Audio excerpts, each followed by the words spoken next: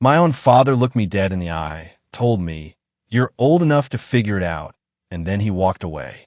He left me alone on a cold bench, utterly forgotten. But that moment of ultimate betrayal wasn't my end. It was my explosive beginning. My name is Mia, and I was just 14 years old when my dad drove me to Central Station. He didn't just walk away. He abandoned me there with his new family, leaving me sitting on a brutally cold metal bench with nothing but a worn backpack and a measly $20 to my name. I sat there for 6 agonizing hours, watching trains roar off to places I could only dream of, places I couldn't afford to reach. Meanwhile, he was at some luxury resort, posting smiling photos, celebrating with the ones who matter most.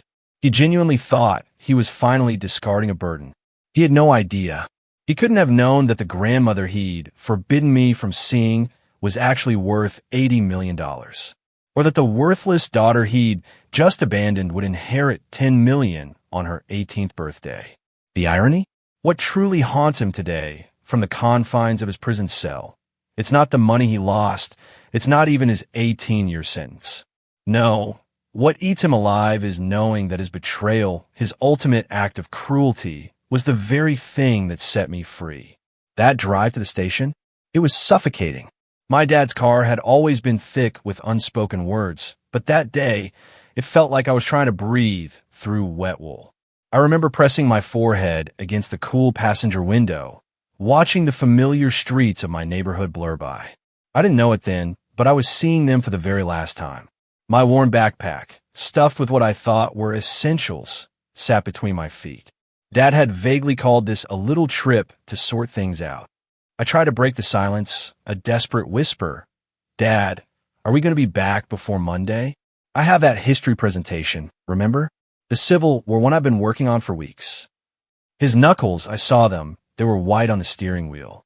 His voice was chillingly flat when he finally replied, "You'll figure it out, Mia." A cold dread slithered down my spine. This wasn't the dad who used to help me with school projects, who'd stay up past midnight cutting out cardboard for my third-grade solar system. This was the stranger he'd become, utterly consumed, since he married Sharon just 6 months ago. "But Dad," I started, to stop talking for a minute. "Okay, I need to think." I swallowed hard, the bitter taste of the coffee I'd grabbed at Mom's apartment still lingering. She'd been passed out on the couch, empty wine bottles creating a glittering, fragile city on the coffee table. I remember the look of pure disgust on Dad's face when he picked me up, the way he muttered something about "no wonder" under his breath. The train station itself looked like something out of an old movie, its red brick facade and tall clock tower looming ahead. Dad didn't even bother with the parking lot. He just pulled right into the drop-off zone. My stomach twisted into knots. "Aren't you coming in with me?" I asked, my voice barely a whisper, as he popped the trunk. He was already out of the car, hauling my backpack out with an unnecessary, violent force. I scrambled to follow, my legs suddenly feeling unsteady on the cold pavement. The biting November wind cut right through my thin jacket, the same one Sharon had scoffed at, saying it made me look homeless at Thanksgiving dinner. "Here," Dad grunted, shoving the backpack at me. His eyes darted nervously towards the station entrance, then to his watch. "You're 14, Mia. Old enough to figure things out." "Figure what out?" My mind screamed. "Dad, you haven't even told me where I'm going." That's when I saw them. Sharon, standing just inside the glass doors of the station. Her perfectly manicured hand rested on her daughter Brittany's shoulder. Brittany, 12 years old, blonde like her mother, wore a designer coat, the kind I only saw in store windows, never even dreamed of owning. Sharon's 8-year-old son, Connor, was absorbed in some game on his phone, oblivious. Sharon caught my eye, and she smiled. It was that cold, triumphant smile I'd seen her practice in mirrors, a smile meant for victory. "Dad!" My voice was small. It was breakable, but he was already walking toward them, not a single glance back. His hand found Sharon's waist, pulling her close for a kiss. Connor finally looked up from his game, just long enough for Dad to ruffle his hair, a gesture he used to do to me. "Dad!" I called, louder this time, panic rising in my throat like floodwater. "Dad, you haven't given me a ticket." "Or money, Dad." An elderly woman nearby, struggling with a suitcase, gave me a concerned look. A businessman in a gray suit skirted around me, irritation clear in his body language. But Dad didn't turn around. He guided his new family toward the exit. Brittany glanced back, a flash of something in her eyes. Maybe pity, maybe satisfaction. Then they were gone. Just like that. I stood there, frozen in the middle of that busy station. My backpack felt like a ton of bricks on my shoulders. I just stared at the spot where they'd vanished, my mind screaming, this isn't happening.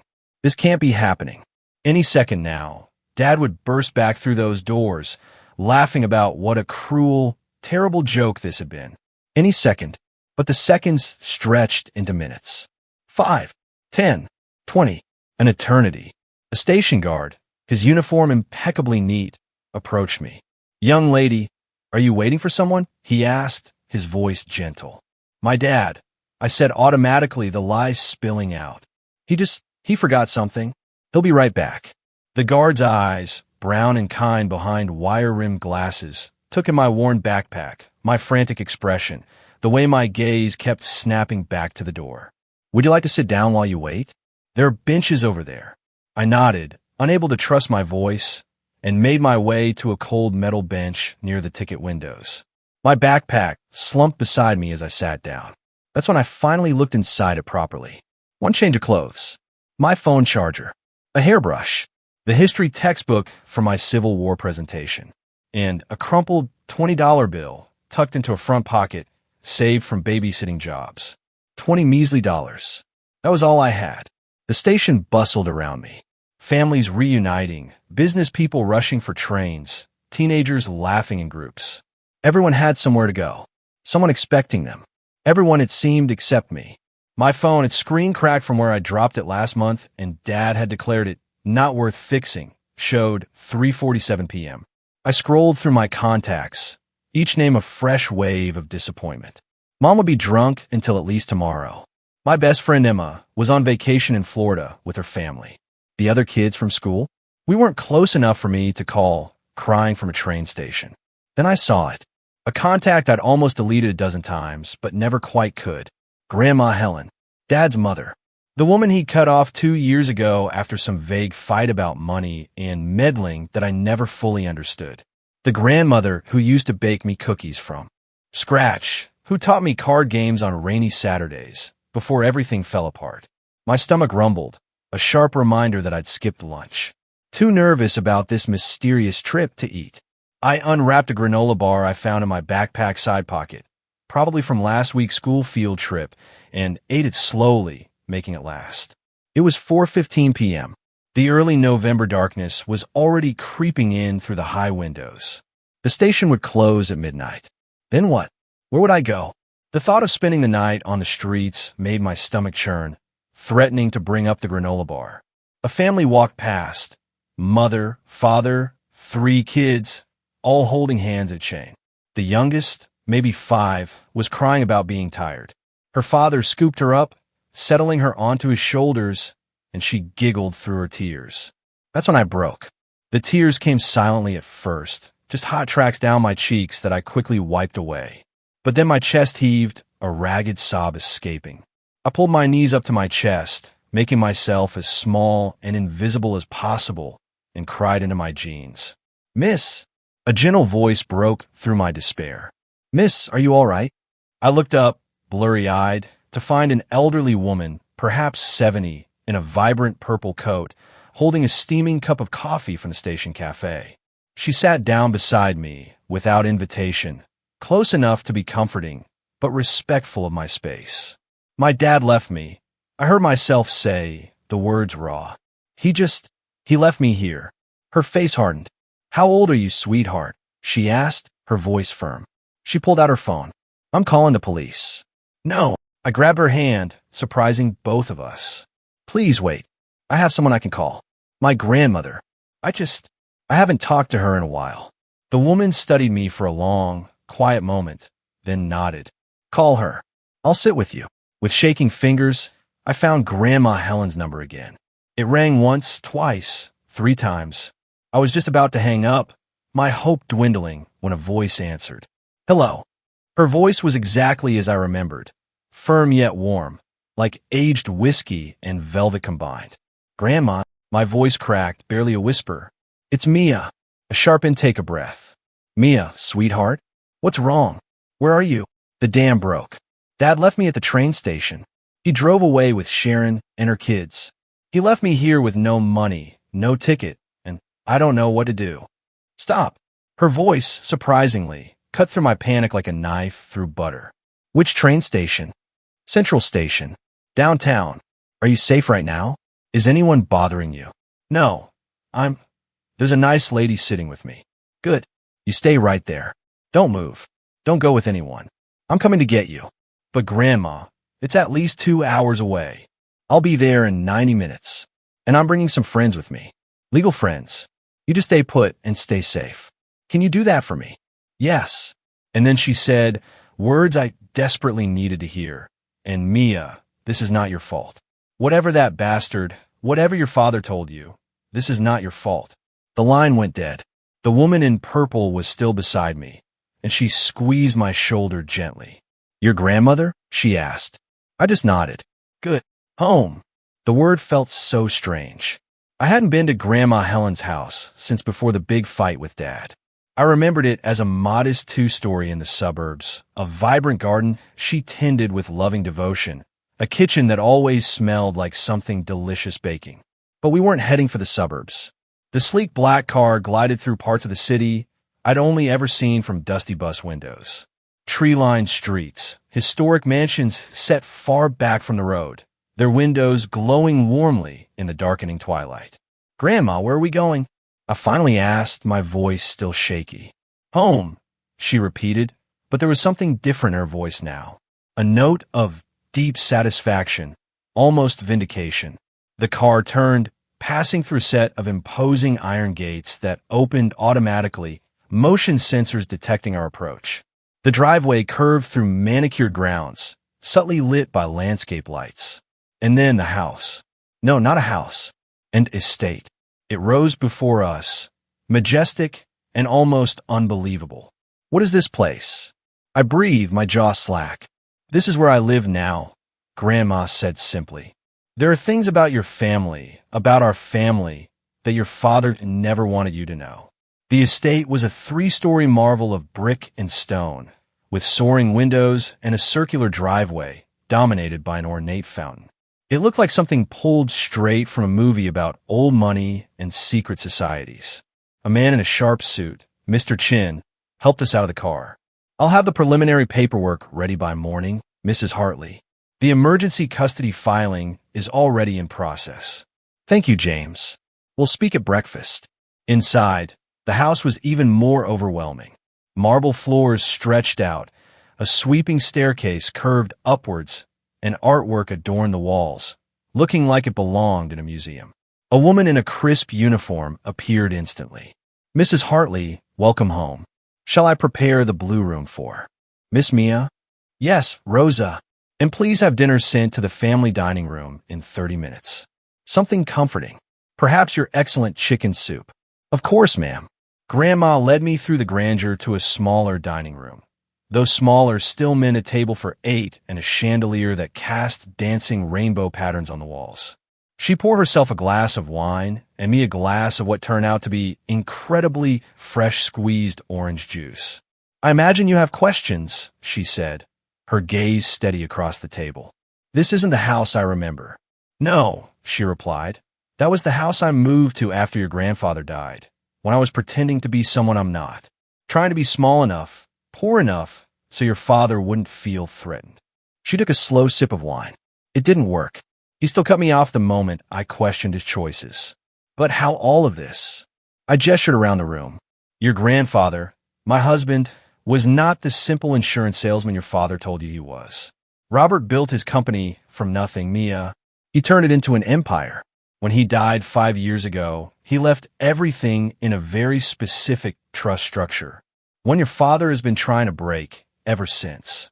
Rosa appeared silently with bowls of soup that smelled like heaven and warm, steaming bread. I hadn't realized how utterly famished I was until I started eating. Your father, Grandma continued, received his inheritance immediately. $5 million, free and clear. It should have been enough to set him up for life, to provide for you, to build something meaningful. 5 million?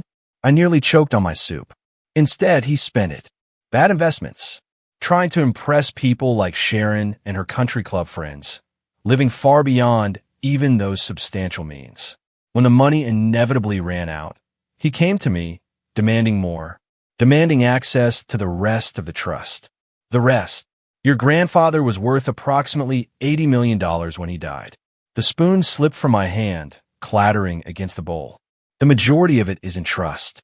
Some for me, some for charities, and a significant portion, $10 million for you, to be accessed when you turn 18 or earlier under certain circumstances. Your education, for instance, or if you were ever abandoned or endangered by your legal guardians. Dad knows about this. My voice was faint. Oh yes, he's known since the will was read. He spent 3 years trying to get power of attorney over your trust, trying to convince judges that I was senile, that the money would be better managed by him. Her smile was sharp, almost fierce. He never expected me to fight back. Never expected me to have kept such careful records of his attempts. Is that why he cut you off? Because you wouldn't give him my money? Partially, yes. But also because I started asking questions about you. Whether you were being properly cared for. Whether the money he claimed to need for your expenses was actually being spent on you. She reached across the table and took my hand. I hired a private investigator 6 months ago, Mia, when he stopped letting me see you. You did. I knew about Sharon before their wedding was even announced. I knew about the debts he was hiding. I knew he'd been fired from his job and was pretending to go to work every day. She squeezed my hand. What I didn't know, what I never imagined, was that he would actually abandon you like this. No one could have predicted such cruelty. By the way, if you're still with me, if this story has captured even a fraction of your attention, please consider hitting that subscribe button. You won't want to miss what happens next, and there are many more unbelievable stories coming. After dinner, Grandma led me upstairs to the blue room. It was easily 3 times the size of my entire bedroom at Mom's apartment, with its own private bathroom and a window seat overlooking breathtaking gardens. Fresh pajamas were laid out on the bed, somehow perfectly my size. Rosa has a talent for these things, Grandma said, noticing my stunned surprise. There are more clothes in the closet. We'll go shopping properly tomorrow. Grandma, I stammered, I don't understand. Why didn't you tell me any of this before? She sat on the edge of the bed, suddenly looking every one of her 70 years. For 3 years, Mia, your father forbade it. And as long as he had legal custody, I had to be incredibly careful. Any wrong move, and he would have disappeared with you entirely. I've been waiting, gathering evidence, preparing for the day he made a mistake big enough that no court would side with him. Her eyes hardened, a flicker of pain crossing her face. I just never thought his mistake would be this cruel. She pulled an aged, yellowed envelope from her pocket. This is for you. Your grandfather wrote it before he died, with instructions that you should receive it when you were old enough to understand. My name was written on the front in his shaky handwriting. Inside, the letter was dated just a month before he passed. My dearest Mia, it began, if you are reading this, then you're old enough to understand that family is complicated, that love and money can become tangled in ugly ways, and that sometimes the people who should protect us become the ones we need protection from. I am not long for this world, but I go knowing that I have done what I can to secure your future. The money I've left for you is not just currency. It's freedom. Freedom to pursue your education without debt. Freedom to take risks in your career. Freedom to leave situations that don't serve you. Your father is my son, and I love him, but I know his weaknesses. I still couldn't sleep. I sat in that window seat, staring out at the moonlit gardens, my mind reeling. Everything I had believed about my family, about our financial situation, about my own life, it had all been a lie. We weren't struggling. Dad wasn't a victim of bad luck. He'd had everything, and he'd thrown it all away. And now, he'd throw me away, too. My phone buzzed, a notification from Instagram. Against my better judgment, I opened it. There they were. Dad, Sharon, Brittany, and Connor. All smiles. It looked like a resort restaurant. The caption, family vacation. Making memories with the ones who matter most. Red Heart, post an hour ago. An hour ago. While I'd been sitting on a cold bench in a train station, terrified and alone, he'd been raising a champagne glass with his new family. The ones who mattered most. I screamed. A raw, guttural sound escaped me before I could think better of it. Then I turned off my phone, and I finally cried. Not tears of fear or abandonment this time. These were hot, furious tears of pure rage. The next 2 weeks passed in a blur of lawyers, tutors, and an incredible personal transformation. Grandma had assembled what she affectionately called the team. It wasn't just legal counsel. It was an entire support system meticulously designed to rebuild everything my father had so carelessly broken. Posture, Miss Catherine would say, her hand gentle but firm on my shoulder. You've been making yourself small for so long, Mia. You've forgotten how to take up space. The etiquette and confidence. Coach was Grandma's idea. Not to change who you are, she'd assured me, but to give you tool for the world we're about to enter. Courtrooms, legal depositions, possibly media attention. It's a game with rules. I want you to know those rules so you can choose when to follow them and when to break them. Miss Catherine taught me how to sit in a chair like I deserved to be there, how to make unwavering eye contact without flinching, how to speak so people had no choice but to listen. It felt like learning an entirely new language, one where my body said as much as my words. Better, she'd praise as I walked across the room again, my shoulders back, head held high. Remember, you're not trying to be someone else. You're simply uncovering who you've always been, hidden beneath the fear. In the afternoons, I met with Dr. Reeves, a kind therapist specializing in adolescent trauma. His office was quietly set up in the east wing of the house, specifically for our sessions. I don't want you to think I'm weak, I confessed during our third meeting. Mia, he responded, his voice calm and reassuring. Needing help isn't weakness. Your father abandoned you at a train station. Most adults would struggle profoundly with that kind of betrayal. The fact that you're here, working through it, shows incredible strength. I still dream about the station, I admitted, about waiting for him to come back. Do you want him to come back in those dreams? He asked softly. I thought about it, really thought about it for a long moment. No, I said, a new clarity in my voice. I want him to see me not needing him to come back. Dr. Reeves offered a slight, knowing smile. That, he said, is a powerful shift in perspective. The legal preparation was, without a doubt, the hardest part. Mr. Chin and his team had commandeered what Grandma called the war room, a large conference room on the first floor where boxes of documents covered every single surface. Financial records, emails, text messages, even his social media posts. This is from 3 months ago. Miss Rodriguez, one of the younger lawyers, showed me a printed email exchange. Your father explicitly told your mother he was taking full custody because, and I quote, the kid is worth $10 million at 18, and I'm not letting that slip away. The kid, not even my name. Can we use this? I asked, my voice tight. Oh yes, Mr. Chin said with grim satisfaction. This establishes a clear financial motive for seeking custody, combined with the abandonment. It's a slam dunk. Ms. Rodriguez finished his thought. But it wasn't just about building our case. Grandma insisted that I understand every single aspect of what was happening. Knowledge is power, she told me one evening as we reviewed stacks of financial statements. Your father kept you ignorant because ignorance made you vulnerable. Never again.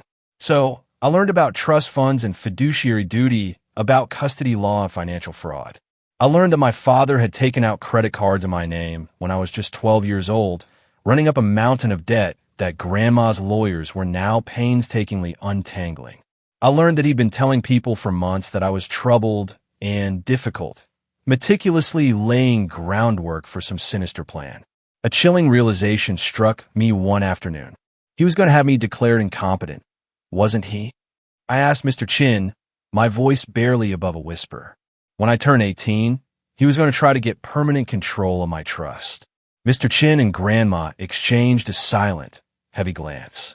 We believe so, yes, he said carefully. The rage that had been simmering within me since that horrific night at the station now bubbled up, hot and fierce. He was going to destroy my entire life for money. Money he'd already proven he couldn't manage responsibly, Grandma added, her voice sharp. The $10 million would have been gone within 2 years if his spending patterns held. Just 3 weeks after the abandonment, we got word. Dad had been served with papers. He was still at that resort. Someone had actually recorded it. I watched the video countless times. His face morphed from smug dismissal to absolute, unadulterated shock as he read the documents.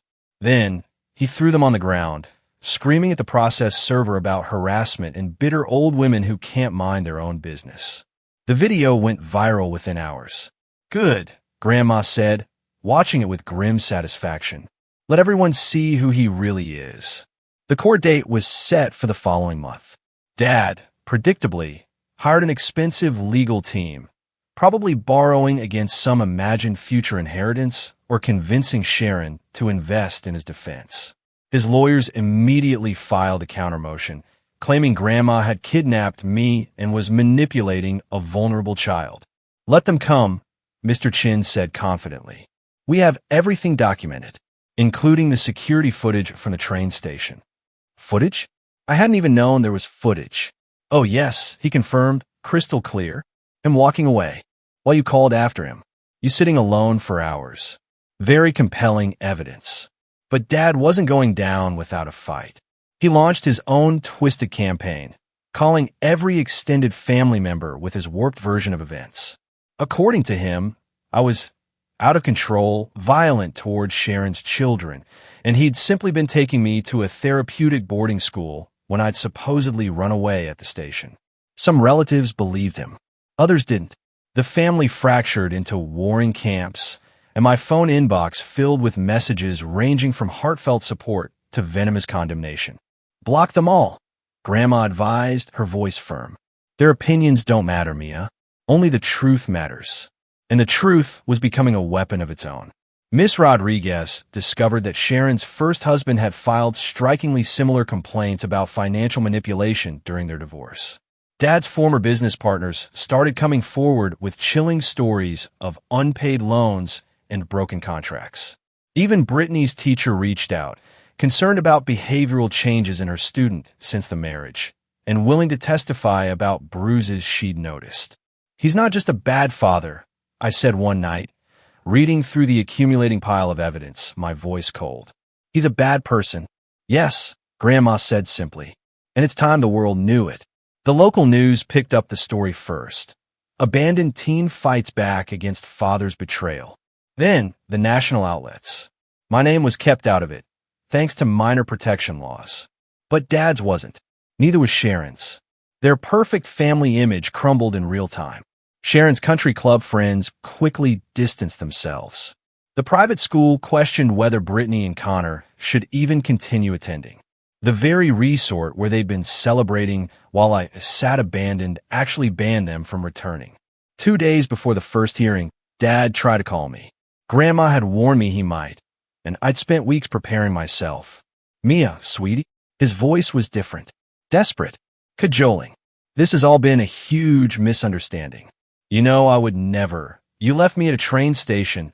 I interrupted, my voice steady, thanks to weeks of practice with Miss Catherine. With no money, no ticket, no plan.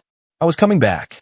I just needed to. You posted vacation photos an hour later. I cut him off again, making memories with the ones who matter most. Silence. Then his voice hardened, the desperate facade cracking. You have no right to ruin my life like this. You already ruined mine, I stated plainly, a surprising calm in my tone. The difference is I'm going to rebuild mine better without you. You ungrateful little. I hung up. My hands were shaking, but I'd done it. I'd faced him down. The first court date arrived much faster than I expected. Grandma had bought me a new outfit. Professional, but age-appropriate. Nothing that could be criticized as too adult or too childish. Miss Catherine had coached me meticulously on courtroom presence. Dr. Reeves had prepared me for the emotional impact. But nothing, absolutely nothing, could have prepared me for walking into that courtroom and seeing my father across the aisle. He looked smaller somehow. His expensive suit couldn't hide the way he'd lost or the dark circles under his eyes. Sharon sat 2 rows behind him, her perfect makeup not quite concealing a pinched, furious expression. She kept whispering urgently to him, and he kept shaking her off, clearly agitated. "All rise." The bailiff called, and the judge entered. Judge Martinez was a small woman with piercingly sharp eyes and an even sharper reputation. She reviewed the initial filings in heavy silence, while the entire courtroom held its breath. "Before we begin," she said, her gaze landing squarely on my father, "I want to make something very clear. The evidence I've already reviewed is deeply troubling. Abandoning a minor child at a public transportation hub, without means or supervision, is not just irresponsible. It is criminal.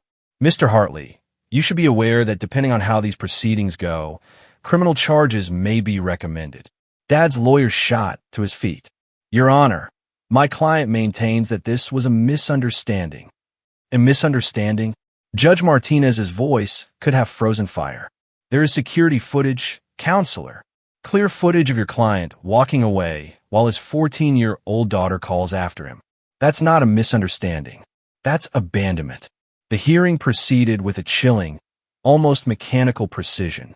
Our side presented the overwhelming evidence: the abandonment, the financial fraud, the years of neglect.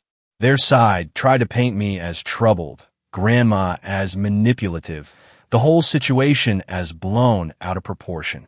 Then came the moment I had been both dreading and anticipating in equal measure. My turn to speak. I stood, my legs feeling steadier than I'd expected. The courtroom fell utterly silent. "Your Honor," I began, my voice carrying clearly, thanks to Miss Catherine's rigorous training. I spent 6 hours at that train station. 6 hours wondering what I had done wrong. 6 hours watching families come and go, while mine had simply thrown me away. I looked directly at my father then for the very first time. His eyes widened. He didn't forget me. He didn't misunderstand. He made a choice. He chose money and his new family over his daughter. And now he wants to paint himself as the victim because his choice has consequences. Dad's face went crimson. He started to stand, but his lawyer quickly pulled him back down. "I don't want his money," I continued, my voice firm. "I want my freedom. I want to live with someone who values me as a person, not as a future payday. I want to be able to trust that I won't be abandoned again the moment I become inconvenient." Judge Martinez nodded slowly, her expression unreadable. "Thank you, Miss Hartley. I've heard enough for today. Temporary custody is granted to Mrs. Helen Hartley, pending full review. Mr. Hartley, you are ordered to have no contact with your daughter, except through supervised channels. Financial accounts will be frozen, pending investigation of fraud allegations." The gavel came down like thunder, sharp and final. As we left the courthouse, Dad screamed out, his voice hoarse, "This isn't over. You're ruining everything, Sharon. The kids, everyone is suffering because of your selfishness." I turned back, meeting his eyes with a newfound steadiness, a confidence I'd never possessed before. "No, Dad, everyone is suffering because of yours." Grandma's hand found mine, warm and steady. "Come, my dear, we have a future to build." Behind us, I could hear Sharon's voice, shrill and accusing. "This is your fault. You said she was worth millions. You said it would be easy." Their perfect family was cracking apart, just like mine had. The difference was, I had someone who truly loved me to help pick up the pieces. Dad had only the wreckage he'd created himself. As our car pulled away from the courthouse, protesters were already gathering outside. Some supported us, holding signs about children's rights and parental responsibility. Others supported him, decrying greedy relatives and family destruction. "It's going to get worse before it gets better," Mr. Chin warned, his expression grim. "Good," I said, surprising everyone, including myself. A fierce resolve ignited within me. Let it get worse. Let everyone see what he really is. The storm had broken, and I was no longer afraid of the rain. The morning our story broke nationally, I woke to find Grandma in the war room, surrounded by newspapers and 3 glowing laptop screens. Her expression was one of grim satisfaction. "The New York Times picked it up," she said, sliding a tablet across to me. The headline read, "The Abandonment at Central Station. A father's betrayal becomes a legal reckoning. They'd interviewed other passengers from that day. Margaret, the kind woman who'd sat with me, gave a scathing account. That poor child was terrified, she'd told a reporter. I've seen runaways at stations before. This wasn't that. This was a girl who'd been thrown away like garbage. Dad's response was swift and entirely predictable. By noon, his lawyers had arranged a press conference on the courthouse steps. I watched from the safety of Grandma's study as he played the victim, Sharon dabbing at dry eyes beside him. My daughter has always been troubled, he said, his voice catching with practiced emotion. Mental health issues run in her mother's family. I was trying to get her help, professional help, when she ran away and my mother seized the opportunity to turn her against me. Bastard, Grandma muttered under her breath. But his performance had cracks. When a reporter asked why he'd gone to a resort immediately after the alleged runaway, he fumbled for an answer. When another asked about the trust fund, Sharon's composure slipped, her hand tightening on his arm in a clear warning. Then came the killing blow. A reporter from the Washington Post stood up. Mr. Hartley, we've obtained credit reports showing you opened multiple credit cards in your daughter's name. Can you explain that? The live feed cut to a commercial break, but not before catching Dad's face. A raw flicker of panic poorly masked by indignation. Mr. Chin was ecstatic. He just admitted to attempted institutionalization without cause, he said, rubbing his hands together. That's going to play very badly in court. The court date for the full custody hearing was set for the following week. But first, the depositions. 3 days of grueling questions in a sterile conference room, with Dad's lawyers trying every single angle to break me. Isn't it true you've been diagnosed with depression? Mr. Fitzgerald, Dad's lead attorney, asked, his voice dripping with condescension. Yes, I replied calmly. After my parents' divorce and my mother's alcoholism, it's well managed with therapy. And you've had behavioral issues at school? I had detention once for being late, Mr. Fitzgerald. My dad forgot to pick me up, and I had to walk 3 miles. Every question was a deliberate attempt to paint me as troubled, unstable, undeserving of sympathy. But Ms. Rodriguez had prepared me so well. You seem very coached, Fitzgerald observed, clearly frustrated. I've learned to protect myself, I replied, meeting his gaze directly. Abandonment will do that. The financial investigation revealed more than even Grandma had suspected. Dad hadn't just taken out credit cards in my name. He'd been systematically siphoning money from accounts Grandfather had set up for my education. Small amounts, he thought, that wouldn't be noticed. It amounted to nearly $200,000 over 3 years. Federal charges, Mr. Chin said quietly, his voice grave. This is wire fraud. But the real shock, the truly devastating blow, came from an utterly unexpected source. Connor, Sharon's 8-year-old son, had been keeping a diary on his tablet. His teacher, concerned about his recent behavior, had alerted Child Services, who then subpoenaed it. The entries were devastating. October 3rd. Mom says we're rich now, but Mike, he refused to call him Dad, yells about money all the time. November 15th. Mike said Mia is going away forever soon. Mom smiled. I miss when it was just us. November 18th. Mike hurt Mom's arm. She said she fell. She didn't fall. Child Services opened their own investigation into Sharon and Dad. Sharon's perfect family image wasn't just cracking, it was shattering into irreparable pieces. The day before the final custody hearing, Dad made one last, desperate play.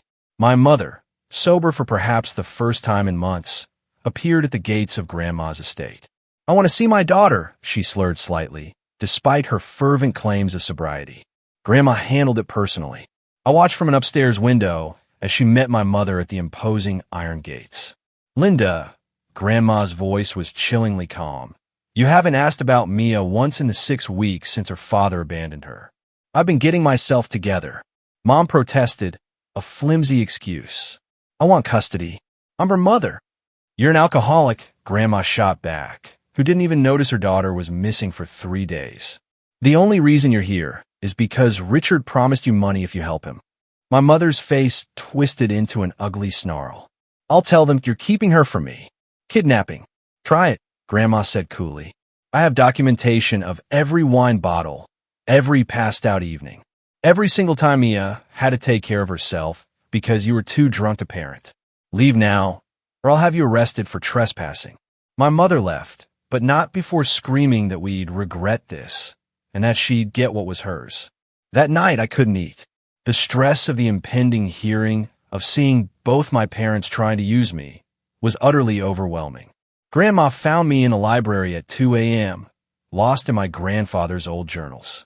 "Can't sleep either?" she asked, settling beside me with her own cup of tea.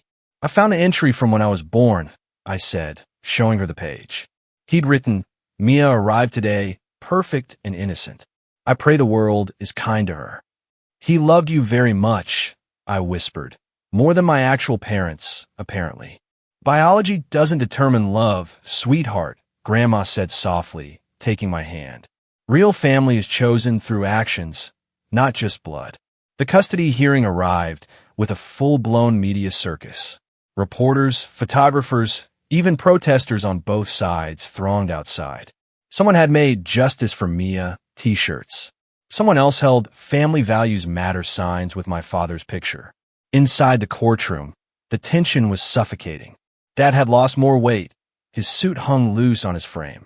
Sharon sat 2 rows behind him. They'd been fighting publicly enough that their united front had completely crumbled. Her children were notably absent. Judge Martinez called the court to order. "I've reviewed extensive evidence in this case," she began, her voice cutting through the thick silence. "Financial fraud, child abandonment, attempted manipulation of a minor's trust fund. Mr. Hartley, before we proceed, do you have anything to say?" Dad stood. For a fleeting moment, I saw something in his eyes, regret perhaps, or just regret at being caught. "I'm not perfect," he began, his voice surprisingly subdued. "But I'm her father. Doesn't that count for something?" "Being a father is more than biology, Mr. Hartley," Judge Martinez replied, her tone sharp. "It's showing up. It's protection. It's putting your child's needs above your own. Can you honestly say you've done any of that?" The silence stretched, thin and brittle, until it snapped. Then Dad exploded. "She's sitting on $10 million. $10 million. And I'm supposed to struggle while she lives like a princess? It's my father's money. My inheritance." "Actually," Mr. Chin stood smoothly, his voice calm but firm.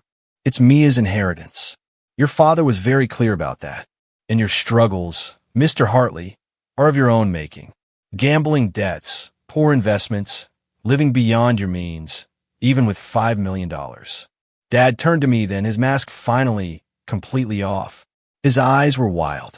"You ungrateful brat. I raised you. I paid for everything." "With money you stole from her trust," Miss Davies interjected coolly. "That money should have been mine. I'm the son. I built that company with my father." "You were 12 when your father founded the company, Mr. Hartley," Miss Davies countered, a hint of steel in her voice. "What exactly did you build?" He spiraled from there, blaming Grandma, me, Sharon, everyone but himself. When shown the train station footage, he actually scoffed. "She looks fine. I don't see what the big deal is." A juror audibly gasped. The jury took just 2 hours. The verdict? Guilty on all counts. The sentencing was scheduled for the following month. The maximum was 25 years. The minimum 8. In those agonizing weeks between the verdict and sentencing, Dad tried everything. He wrote letters to me, through his lawyer, all blocked. He gave a rambling jailhouse interview, claiming innocence, but only made things worse when he accidentally admitted to crimes they hadn't even charged him with yet. He even had his brother try to negotiate with Grandma. She refused to even take the call. The day of sentencing arrived. I had prepared a victim impact statement. I'd written it 17 times, each draft angrier than the last, until finally I found the words that felt utterly true. "You were supposed to protect me," I said, looking directly at him for what I knew would be the last time. "That's the most basic job of a parent, to keep your child safe. You didn't just fail at that. You were the danger I needed protection from. I spent years wondering what I did wrong, why I wasn't good enough, why you couldn't love me the way you love Sharon's kids. But I understand now. You never loved any of us. You only loved yourself. I'm not asking for the maximum sentence because I want revenge. I'm asking for it because somewhere out there is another 14-year-old girl with a father who sees her as a resource instead of a daughter. And maybe, just maybe, if he sees what happened to you, he'll think twice. You abandoned me at that train station, but you set me free. I found a real family, real love, real support. I'm going to college next year, early admission to Yale. I'm going to study law to help kids like me. I'm going to take my grandfather's name, Mia Blackwood, not Hartley. You thought you were throwing me away, but all you did was reveal who you really are. And now everyone knows. Dad tried to speak, to respond, but Judge Coleman cut him off, his voice resonant with authority. Mr. Hartley, I've overseen many cases in my career, but rarely have I seen such calculated cruelty toward a child. You abandoned your daughter in pursuit of money that was never yours. You stole her identity, her security, and you tried to steal her future. I sentence you to 18 years in federal prison, with no possibility of early release for the first 10. Upon release, you'll have no contact with your daughter unless she initiates it. All stolen funds will be returned, with interest. The gavel came down for the final time. As they led Dad away, he turned back once. Our eyes met across the courtroom. I expected to feel something. Sadness, perhaps. Even pity. But I felt nothing. He was a stranger who happened to share my DNA. Outside the courthouse, the crowd cheered. Reporters shouted questions, a cacophony of sound. But I only had eyes for Grandma, standing by the car. Tears streamed freely down her face. "Proud of you," she whispered, pulling me into a fierce hug. "Your grandfather would be too." Sharon disappeared after the trial, rumors circulating that she'd left the country. Her kids, Brittany and Connor, were adopted by their aunt and uncle, who seemed like genuinely good people. I kept in touch with Connor, who grew into a kind young man despite everything. My mother actually got sober, truly sober, after the trial. We have coffee sometimes. It's not a deep parent-child relationship, not exactly, but it's not nothing either. She knows she lost the right to be my parent, but maybe she could be a person in my life. The trust fund officially became mine on my 18th birthday, but I barely touched it. Grandma had taught me that money was a tool, not a goal. I used some for college, some for therapy, and some to start a foundation for abandoned children, like the girl I once was.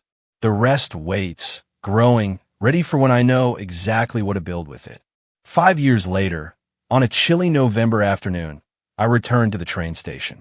Not the same bench. They'd replaced them all with newer, supposedly more comfortable ones, but the same exact spot. This time, I wasn't alone. Connor sat beside me, now 13 himself. He'd asked to see where it happened, to understand the story that had reshaped both our lives. "Were you really here for 6 hours?" he asked, his voice small. 6 hours and 14 minutes, I confirmed, pointing to the old clock tower, still keeping perfect time. "I know, because I watched every minute tick by on that clock." "I'm sorry my mom was part of it," he said quietly. "You're not responsible for your parents' choices, Connor. Trust me, I learned that the hard way." We sat in comfortable silence, watching travelers rush past. Families reuniting, others saying goodbye. Normal people, living normal lives. "Mia," Connor asked after a while, "do you ever wonder what would have happened if he'd come back? If he'd changed his mind?" I thought about it. Really thought about it for the first time in years. I would have gone with him, I admitted, the truth surprising even me. I was so desperate for him to love me. I would have forgiven anything. A wave of profound sadness washed over me, quickly followed by fierce gratitude. And that would have been the real tragedy, Connor. Spending my whole life begging for love from someone incapable of giving it. My phone buzzed. A text from Grandma. "Dinner at 7. Made your favorite. Home. Real home. With someone who chose me. Not for what I was worth, but for who I was." "Come on," I told Connor, standing and shouldering my backpack. A designer one now, a gift from Grandma, though I still kept that old worn one in my closet as a reminder. "Let's go home." As we walked toward the exit, I glanced back once more at that empty bench. The girl who'd sat there, terrified, abandoned, alone, she was part of me, yes, but not all of me. She was the cocoon I'd emerged from, stronger, and more myself than I ever could have been if Dad had been the father I thought I needed. He was right about one thing that day at the station, though. I was old enough to figure it out. And I absolutely did. If someone who was supposed to protect you chose money over your well-being, would you find the strength to rebuild without them? Tell me what you think. I really want to know. Thanks for watching. Take care. Good luck.